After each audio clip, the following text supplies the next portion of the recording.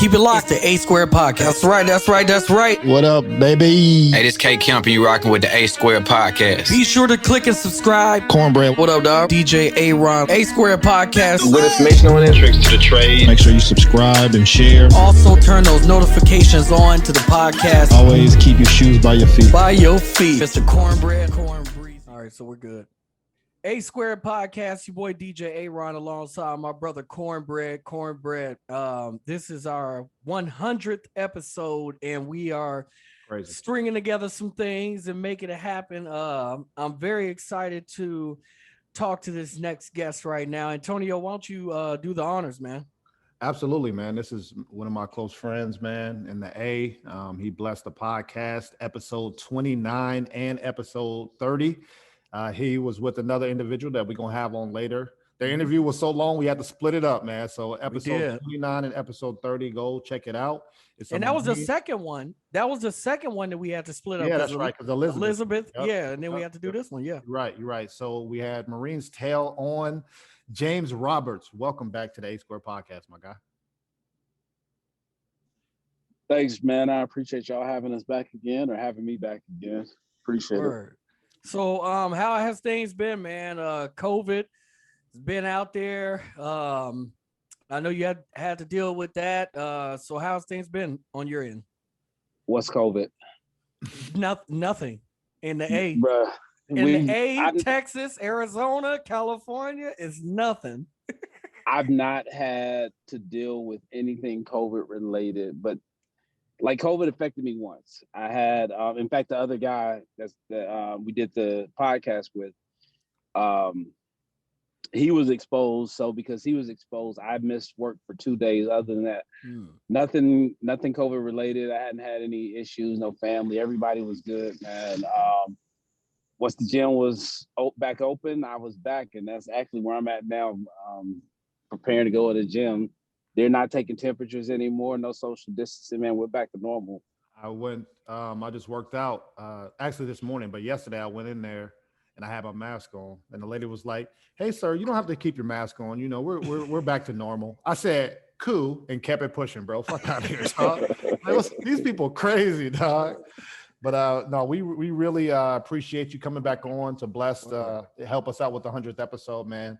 You know, we appreciate you, especially you being a veteran. I would like to know, you know, Memorial Day just passed, Veterans Day. So what are some activities that you do on those specific days, man? So I have a buddy that's buried in Canton at the cemetery up there, the Veteran Cemetery. And a lot of times I'll go up and just pay my respects. I've always tried to go and hopefully maybe catch his family or something. I've never done it. And it's such a crazy process because you can go online and find where he's at. So I have to go find his particular plot or whatever. So, and he got shot in the neck the night my niece was born. So I had my niece being born literally while my guy was bleeding out. Wow. We were in Iraq. He was on the Jordanian and Iraqi border, and we were on the Syrian and Iraqi border, but we had trained together. And he got shot. So I'll go either see him or, man, a lot of times I'll just stay home, try to stay away from everything, all the craziness that's going on, all the celebration. People, and I get it, you know, people are having a good time, and I definitely don't think that anybody who served or anyone who gave all would have any problem with that. But I just, you know, a lot of times I just want to be by myself.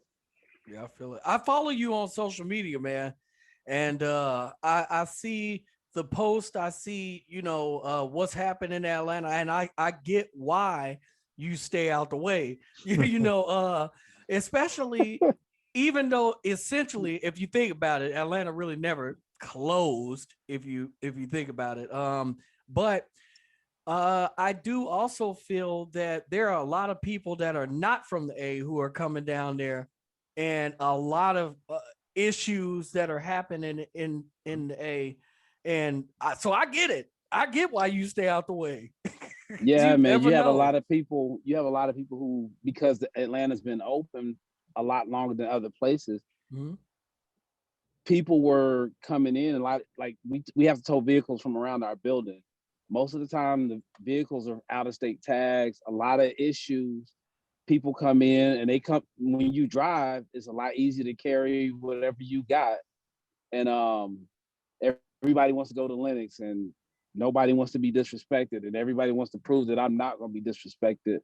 So, man, I carry everywhere I go, but I try to minimize where I go to places I don't have to even consider using it. It's crazy out here. So I tell Antonio, I said, yeah, I need to stop at the mall or stop at a mall or something like that. I'm thinking he's gonna take me to some place where they not shooting. And then we pull up and they say Linux. I said, didn't they just have a shooting here? He said, what shooting? He said, it's a shooting every day here. It's It really normalized. is. It's It really is. normalized. It's insane, man. And Lennox used to be the nicest place you could go in Atlanta. You can't catch me over there. What do you think? Well, I want to ask both of y'all this actually. And Antonio, I know we're gonna talk about it on the pod, but it's Buckhead, right? That's trying to separate themselves from Atlanta or whatever it is. I've been reading about this story. Have y'all seen anything about that? Yeah, yeah. So what do y'all think about that? Y'all think It's this not is confused as Bankhead. For the listeners out there, Bankhead? I'm they think, sorry, no. They think it's Bankhead. There's a but it's Bankhead Buckhead. and a Buckhead, right?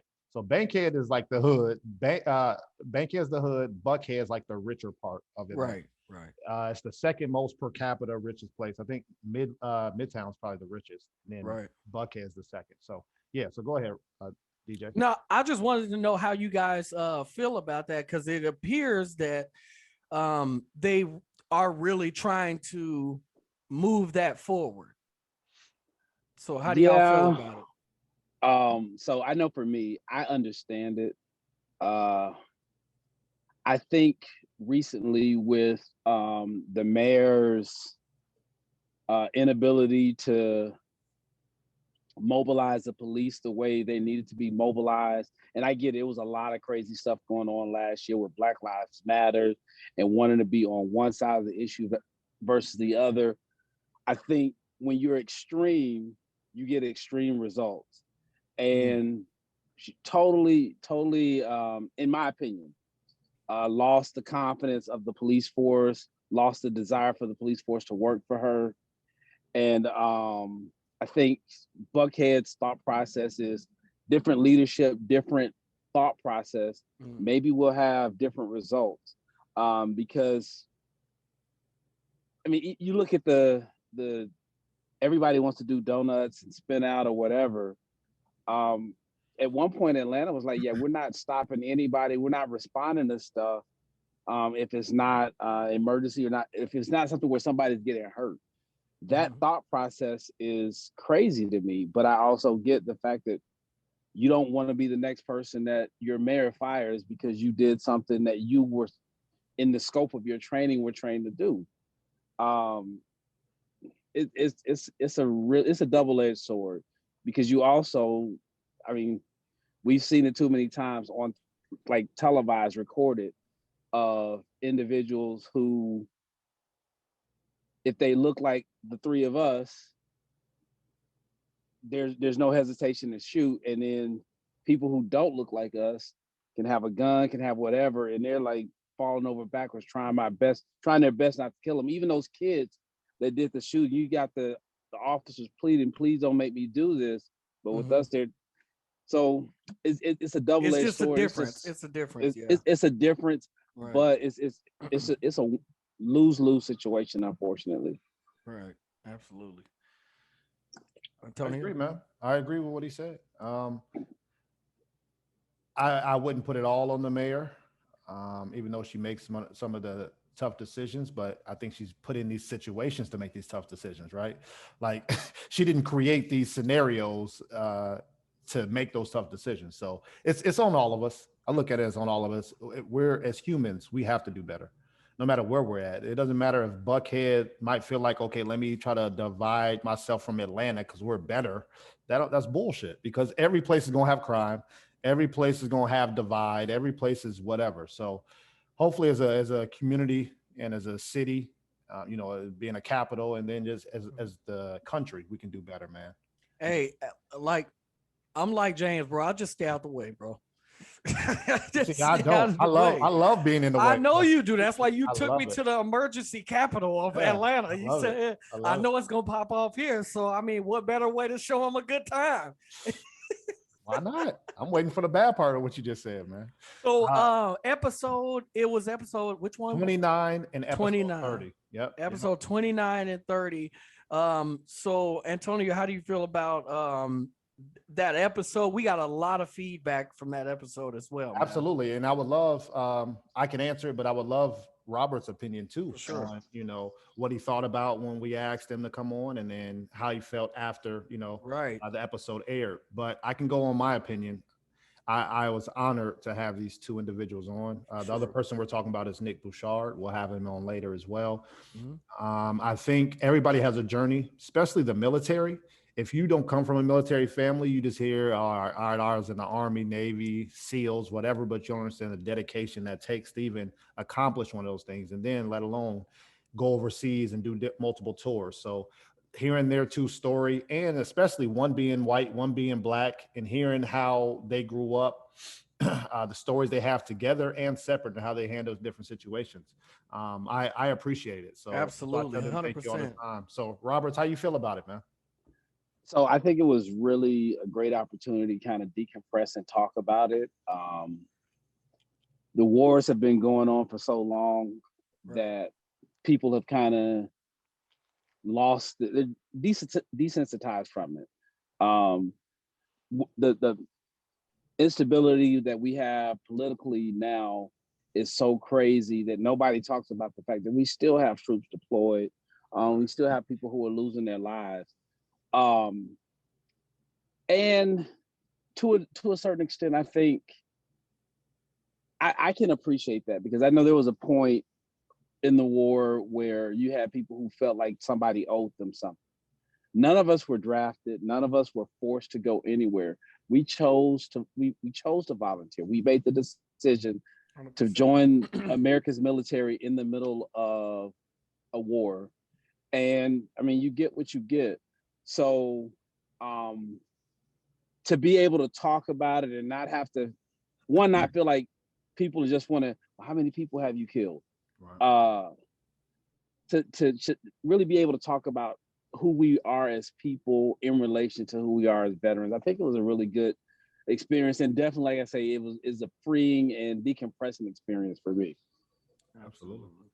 Well, again, from the A Square podcast, this being our 100th episode, we wanting to check in with, as many as our guests as we possibly could get to come back on here.